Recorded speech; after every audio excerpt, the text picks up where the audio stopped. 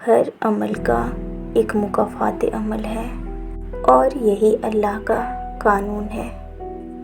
اس لیے تو کہتے ہیں صبر کرو اور اللہ کا انصاف دیکھو۔ مکافات عمل دستک نہیں دیتی اور نہ ہی اسے کسی کے در کھولنے کا انتظار رہتا ہے۔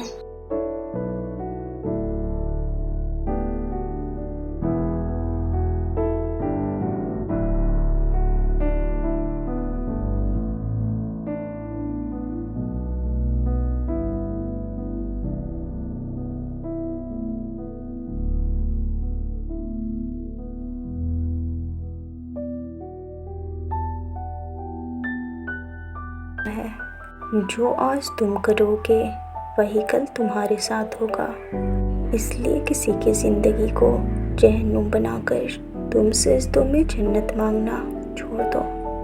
یہ جو محبت میں لوگ کسی کو دھوکہ دے کر بہت ہی سکون سے رہتے ہیں، عورت مرد کو کبھی خالی ہاتھ نہیں جانے دیتی، وہ بھی اس کی بیٹی کے لیے تحفہ دے دیتی ہے۔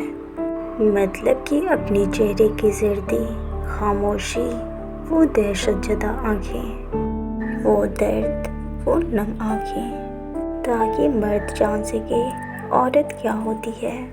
اور جب مرد عورت کو اپنی بیٹی کے روپ میں جان لیتا ہے تب وہ خوف زدہ ہو جاتا ہے، تب اسے رب کی بات اور وہ عورت یاد آتی ہے، تب اسے احساس ہوتا ہے دنیا میں ہر چیز کا مکافات عمل ہوتا ہے۔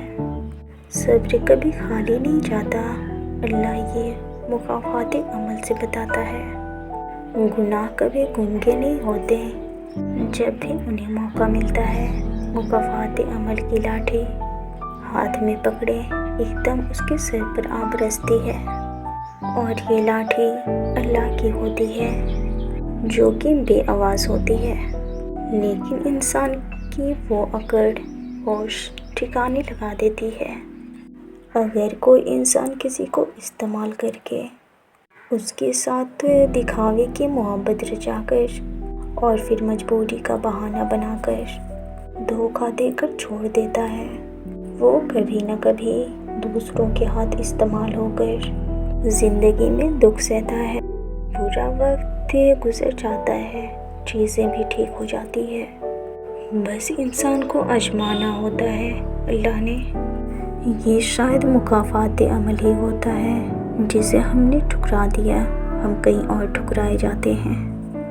خوشیاں اتنی اندھی نہیں ہوتی جو کسی کا ہاتھ پکڑ کر ایسے ہی اس کے ساتھ چل پڑے، کیونکہ جو جیسا کرتا ہے ویسا ہوتا ہے، چاہے وہ خوشی ہو، دھوکہ ہو یا پھر درد۔